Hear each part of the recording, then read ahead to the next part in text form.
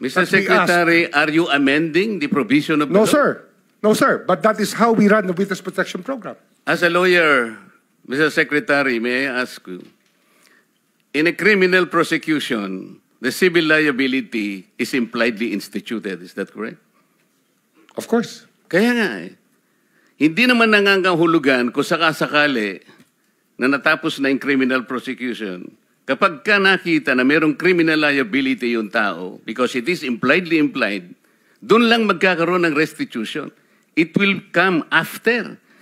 Paano mo sasabihin na magre-restitute ang isang tao? Meron na bang findings kung magkano i-restitute on how it can be restituted? Nag-a-apply pa lang eh. Huwag po ninyong babaguhin ang requisite ng batas, Mr. Secretary.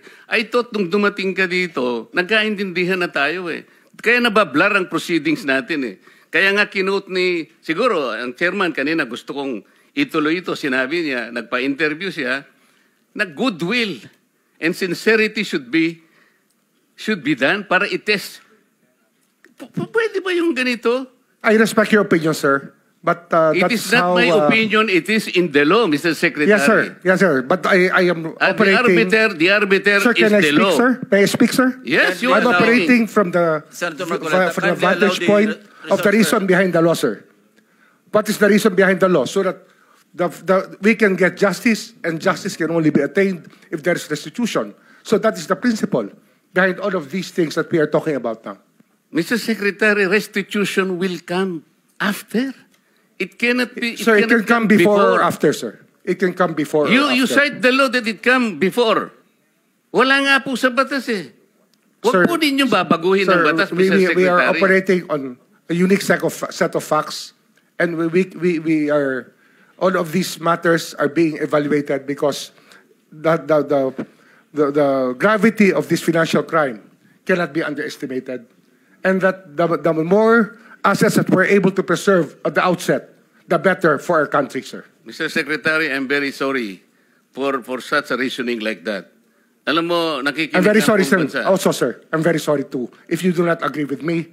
But I respect your opinion, sir, and we will carry out our job as we deem fit, as we see. Mr. Chair, I said that the I country am not needs. expressing an opinion here. I am articulating the provision of law. You do not change the provision of law, Mr. Secretary. You may be disbarred from doing this. Then it's your opinion, sir. It's your option, sir. Sinabi ko na nga hindi ko opinion dito. I am articulating Then it's your option, the sir. It provision of it law. is what you wish to happen.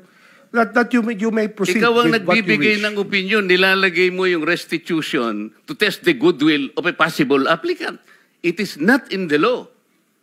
Unless you are able to point out the provision of law that it come before. Hindi ganun eh. Sabi mo na nga, and we admitted, impliedly instituted ang civil liability, but this will come eventually after the court has pronounced kung magkano ibabalik niya, kung meron man. Not before.